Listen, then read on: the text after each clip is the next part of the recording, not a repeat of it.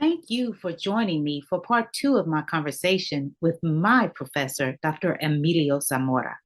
In this episode, Dr. Zamora expands upon his ideas of the role of the public intellectual and why it is so important for Mexican American and African American scholars to go beyond the campus and be involved in our communities.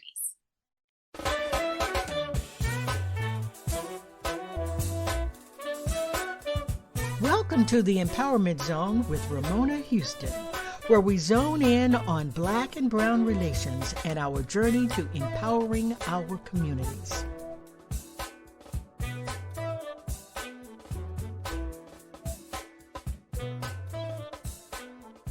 Leading by example, Dr. Zamora doesn't just talk the talk, he walks the walk.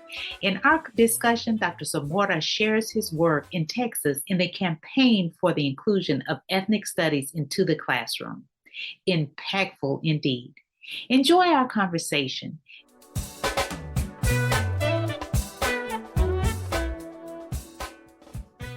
All the work that I've done, the research and the writing, has placed me in a very fortunate position that many of us are in, including you, Ramona. And that is, of course, that we have this awesome responsibility with privileges as writers and authors and teachers and professors that most of our people don't have.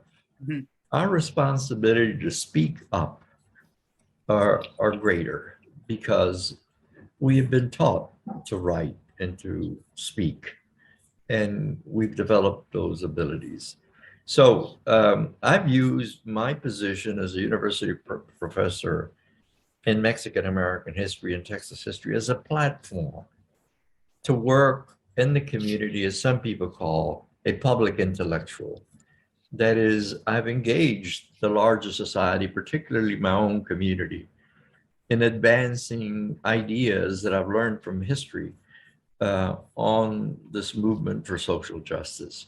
So one of the things that I've done, and we've talked about this, you've asked me to talk about my work in the campaign for ethnic studies in the state of Texas, which involves basically going before the State Board of Education, particularly, but also the state legislature. But when we've gone and given testimony and argued for including more material in the standard curriculum on African Americans and Mexican Americans and indigenous people and Asian people and women, we've been successful in this campaign.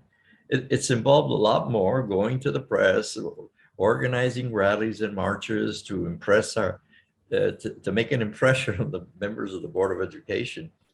But in the process, we've been able to convince the State Board of Education to adopt courses on Mexican American studies, African American studies, indigenous studies, and Asian and Pacific Islanders.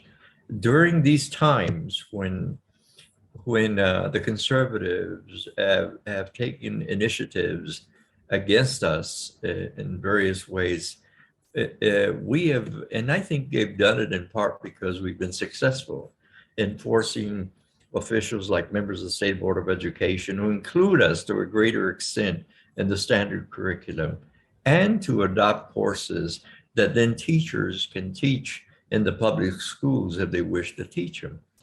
We've not only gone to the State Board of Education making an argument for inclusion and the development of new courses, but we've also developed curriculum in this statewide campaign for ethnic studies.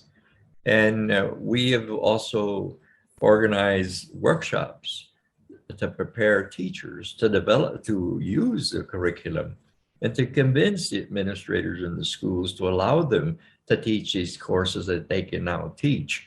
So my work as a historian, again, has given me the opportunity to then go back to my community, as we used to say in the 70s, and offer my services to create a better world, particularly for our young people in the schools.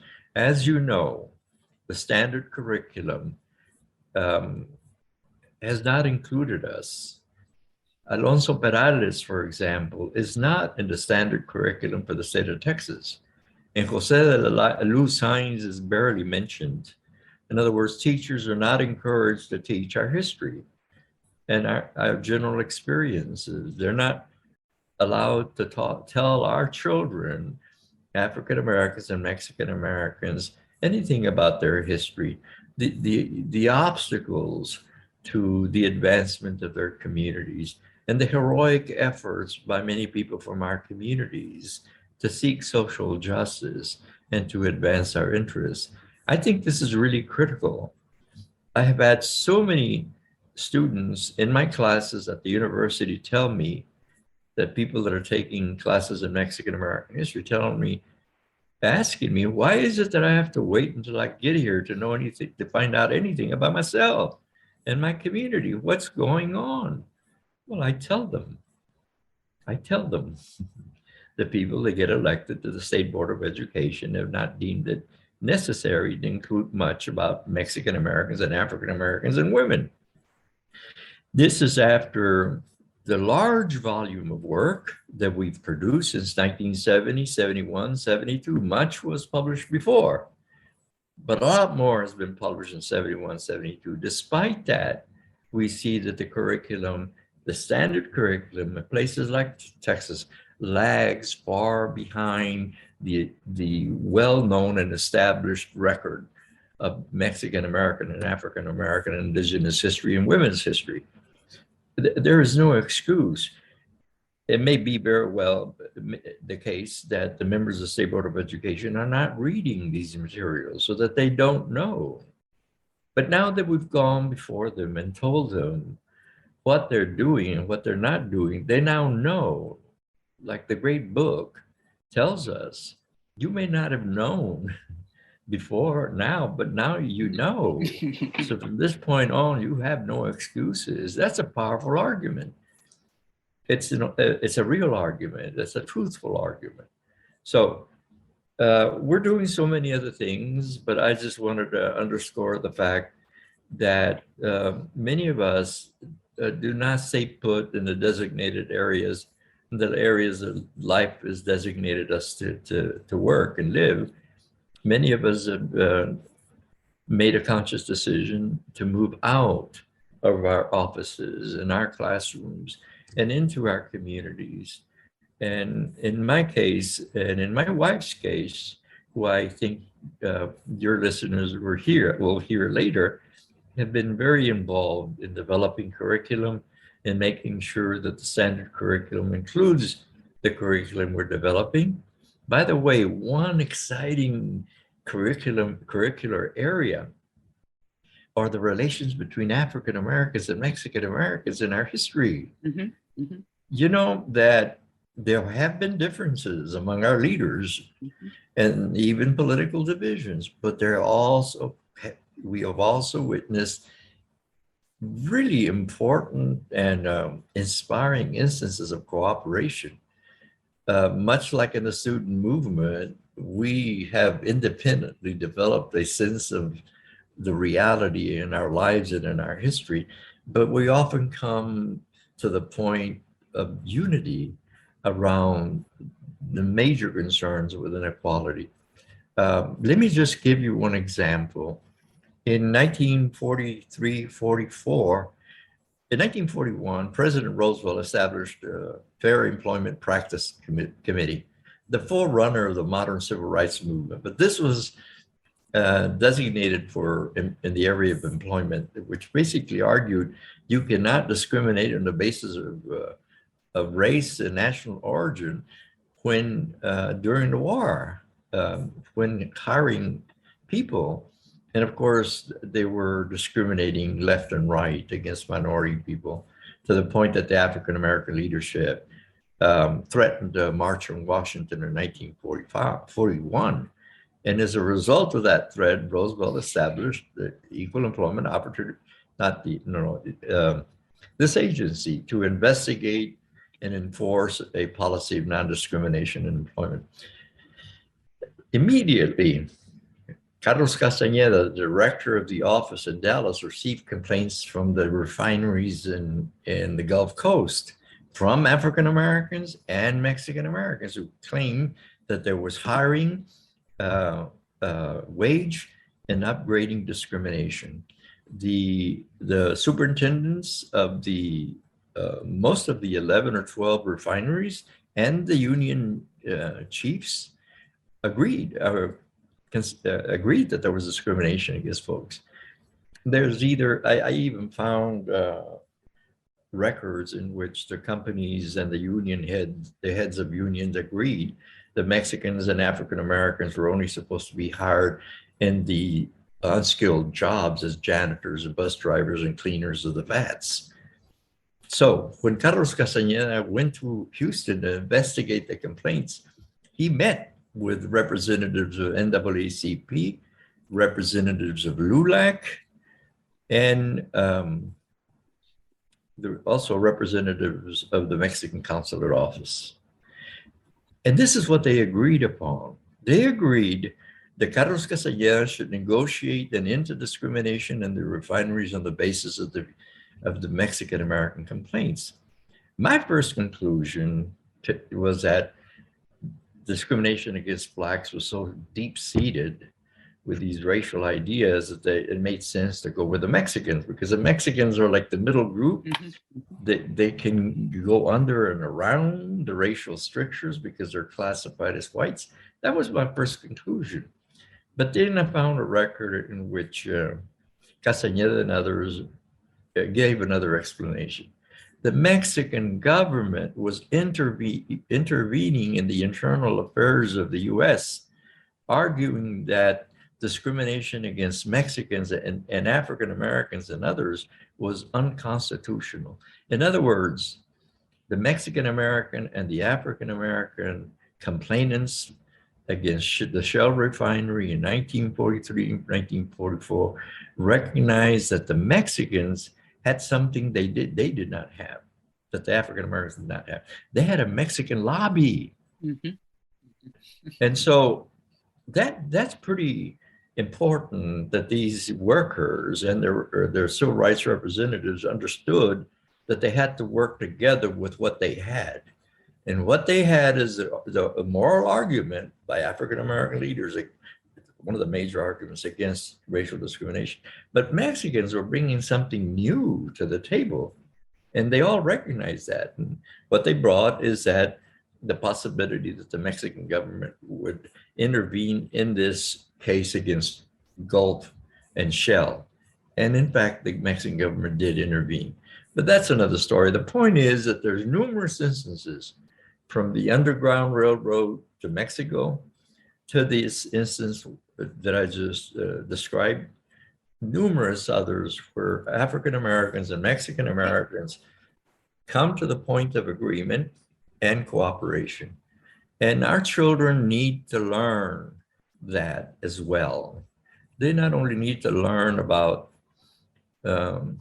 Ms. Hamer or Alonso Perales and the inspiring work that they did, but they need to know about how we cooperated with each other.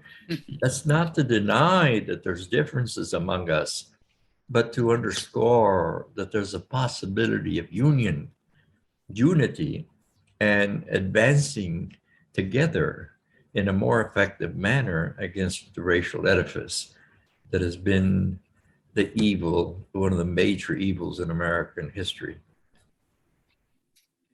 Dr. Zamora, I mean, this is incredible, the information that you have shared today, your research on two individuals who have made a significant contribution, not only to the state of Texas, but to our country and world, when you look at the work in the United Nations. And you also talked about your work of going in what I call that tradition of W.E.B. Du Bois, of not only being an intellectual, but also being in the community, that there is such a thing that we are also, developing our theories, but we're also practicing what we study. So that combination of theory and practice. And then your work in terms of the campaign for ethnic studies in Texas and how you talked about the development of courses, the argument for inclusion, the development of curricula, and you're creating workshops to teach teachers how to teach ethnic studies. And then lastly, the examples of the relationship between the African American and Mexican American communities in Texas, and how we need to get rid of that myth that we have not, but that we have actually worked together to create social change, which is all about my research in showing Black Brown relations and the success of that. So I totally agree with you that people need to know that we have the African American and Mexican American communities have worked together. So, could you give us some advice in terms of where you see, like you talked about the legacies of individuals, you talked about some of the legacies of impactful organizations in our communities, such as LULAC and the NAACP. Where do you see the movement going? What are the lessons, to your point, the lessons learned? Where do we need to move from here to accomplish the equal rights? And I don't just want to talk about equal rights, but really moving the African American and Mexican American communities forward in order to make a more perfect union. Well, I've already pointed out and insinuated that recognizing the instances of cooperation, I think, encourages more cooperation in the future, which I think is critical. It's no accident that these kinds of historical experiences, thinking about cooperation, have been left out of history. That is, the possibility of unity have been kept from us, suggesting that the possibility of unity should be one of the most important things as we move forward. It is not being denied to us for nothing. I think people that deny this history understand the power of unity among folks that share so much. And the other thing that is even more fundamental to that is that, when I talk about history, I like to think about the values that these folks and organizations are promoting. And the secular form of the golden rule is what is at the bottom of all of these social movements. You treat others as you would expect them to treat you, which meets the fundamental purpose of humans on Earth. Our and world religions agree to this on this, and we've secularized this lesson in life, and that is we need to recognize each other's worth. That's the purpose of life, and we should then act accordingly. Once we recognize each other's equal worth, then we need to act to ensure that everybody is treated as equals. That secular form of the golden rule is cooperation, mutualism, reciprocity, and social understanding and social consciousness. Those are the lessons in our history that have demonstrated themselves in instances of unity, unity of ideas, unity of action. Again, it's no accident that part of our history has been denied us, because I think there's an understanding that kind of unity is what gives change great possibility for all of us. So we're not only Americans in the full constitutional sense of the word, but we're also good Americans in that spiritual sense of being of equal worth. That's who we are. We aspire to great, we look high in the heavens for inspiration. We look deep into our consciousness to guide us in political action for equal rights. The social movement speaks to the best in us and as human beings. We're not only working for our rights, we're working for the salvation of the republic, not only for the improvement of the republic, the salvation of the republic. As many of our leaders have said, these movements are as much are as important to the future of the nation as they are to the rights of the people. If we cannot live up to the principles that define us in egalitarian terms, so what's the use of continuing this experiment that we call the republic? So we're talking in fundamental terms when we talk about exercising our rights and fighting for our rights as peoples. And it involves not only African Americans and Mexican Americans, but many others. And so I feel that I've been divinely inspired, and with the help of my parents and the very special experiences that I've had to work for social change that can bring, that can assure people their God-given and constitutionally guaranteed rights.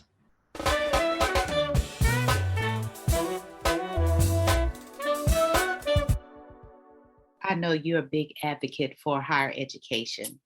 So could you tell us what school or schools did you attend? What were your majors and degrees? And what strategy would you give students today to ensure that they're successful in college? I've attended a four-year institution in South Texas called Texas A&I University. Now it's called A&M in Kingsville. And then I attended UT Austin. I've worked all over the country, always associated with Mexican American studies. My advice to students is that they embrace the process of developing their sense of who they are. They need to pause, like all of us should, regardless of age, but particularly at this very important juncture in their lives when they're leaving homes and becoming independent. They need to sit down. Students need to sit down and be very frank with themselves about who they are and who they want to be. Some people say that we're wired to be self-centered. I don't believe that. I think we're wired to do good by others. So if we want to really become who we have been intended to be all along, we need to go through this exercise of self-examination and make decisions. Like, my mom and dad taught me to be socially responsible. Yes, that's a good value. I will continue with that. What does that mean in my life as I pursue this kind of major and pursue this kind of career? So you need to pause, self-examine, and make some conscious decision about the direction you want your life to head. And you should do it as you develop your own networks of people that you trust and that care for you. Surround yourself with the right kind of people. Research has shown that even in instances when parents guide their children in the right and proper way, all of that can go out the window if a friend with a different kind of orientation influences the young man or the young woman. Peer influence can trump family guidance, parental guidance. So surround yourself with people that you respect, that you care for, that care for you. And always in your moments where you reflect and decide who you want to be, decide who you want to be with. Don't be stupid, like my dad used to say. Don't hang out with the wrong people. Your conscience will always tell you who the right people are. The wrong people will always cause confusion, uncertainty. The good people will always be assuring and will present themselves clearly as who they are. So that's the other thing Surround yourself with the right kinds of people. And the last thing that I would suggest, you belong wherever you are. The sovereignty of the individual reigns above everything. You have a right to be who you want to be. You have a right to belong wherever you want to belong. You have that right. Don't ever let anyone undermine that confidence that you can have, the confidence that is necessary for you to be successful in organizing your life, in making the right decisions about your career and the community that you want to build around you, including your family. That would be my last piece of advice. Love this advice. While you're in college, make sure you discover who you are and who you want to be. Take that time for self-examination. Make sure you develop your network and surround yourself with people who are good for you and affirm who you are. In essence, that means decide who you want to be and who you want to be with. I love that quote. And then lastly, know that you belong. No matter where you are deserving to be able to sit at the table. Thank you, Ramona, for making it much more clear than I could have. I love this interview. Dr. Zamora, my former professor, always my professor. I want to say thank you so much for this incredible interview. It has been a pleasure to have you on the Empowerment Zone, and I welcome you back anytime. God bless you, and God bless the Empowerment Zone. Thank you, Ramona.